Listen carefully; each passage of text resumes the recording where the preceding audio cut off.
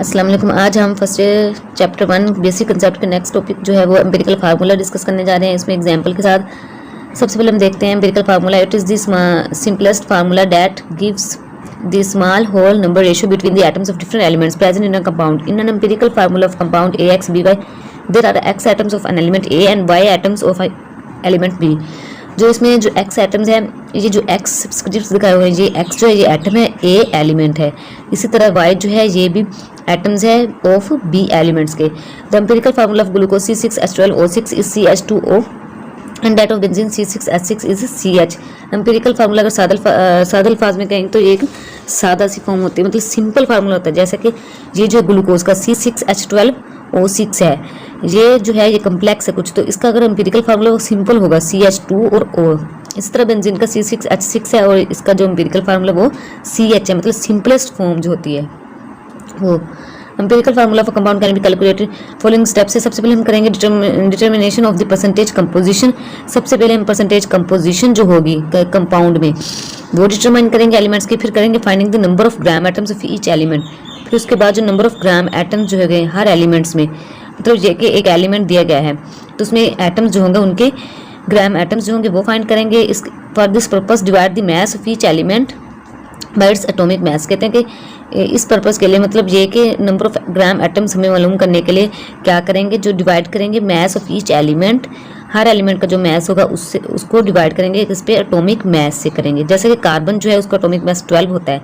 इसी तरह determination of the atomic ratio of each element, फिर डिटरमाइन करेंगे इनके एटॉमिक रेशियो करेंगे। डिटरमाइन एटॉमिक रेशियो कैसे डिटरमाइन करेंगे वो आगे बता रहे हैं। To get this divide the number of moles of each element gram atoms. Gram atoms कोई नंबर ऑफ मोल्स का हुआ जो हम ये ऊपर सेकंड स्टेप में जो हम निकालेंगे ग्राम एटम्स, उसी को कहा है number of moles of each element gram atoms by the smallest number of moles. जो स्मॉलेस्ट नंबर ऑफ मोल्स होंगे उनसे हम डिवाइड करेंगे नंबर ऑफ मोल्स हर एलिमेंट के। If the atomic ratio is simple whole number it gives the empirical formula. अगर तो atomic ratio वो सिंपल होल नंबर हमारे पास आ गई, सीधे सीधे मतलब कि वैल्यूज आ गई, तो वो एम्पिरिकल फार्मूला आएगा। अगर otherwise multiply with the suitable digit to get the whole number atomic ratio. अगर मल्टीप्लाई करेंगे, अगर होल नंबर रेशियो जो है एटॉमिक वो ना आए तो उसे हम सूटेबल डिजिट के साथ मल्टीप्लाई करके होल नंबर जो होगा एटॉमिक रेशियो को वो हासिल कर लेंगे।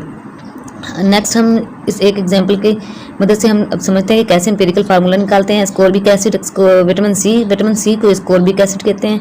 इसका दूसरा नाम है contains 40.92% carbon, 4.58% hydrogen and 54.5% of oxygen by mass. What is the empirical formula of the ascorbic acid? From the percentage of these elements, we believe that in 100 grams of ascorbic acid, there are 40.92 grams of carbon, 4.58 grams of hydrogen and 54.5 grams of oxygen. Divide these masses of the elements percentage by their atomic masses to get the number of gram atoms. Number of gram atoms हम निकालेंगे, number of moles वही number of gram atoms of carbon. Carbon के निकालने हैं तो carbon की percentage over atomic mass. Atomic mass कितना था कार्बन का 12, तो हमारे पास ग्राम एटम्स आ जाएंगे कार्बन के, फिर इस तरह हाइड्रोजन के, इस तरह ऑक्सीजन के। अब atomic ratio is obtained by dividing the gram atoms with, अब हम तीन में से देखना है कि किसके छोटे है, मतलब स्मॉलेस्ट है value.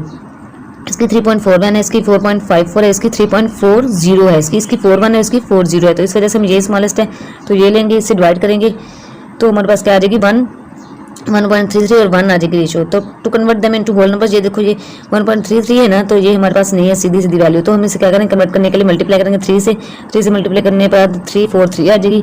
This whole number ratio gives us this subscripts for the empirical formula of the ascorbic acid। और ascorbic acid का ये वाला फार्मूला हमारे पास आ जाएगा C3H4O3। ये था हमारा एम्पिरिकल फार्मूला। नेक्स्ट जो है हम कंबस्शन एनालिसिस से एम्पिरिकल फार्मूला निकालेंगे।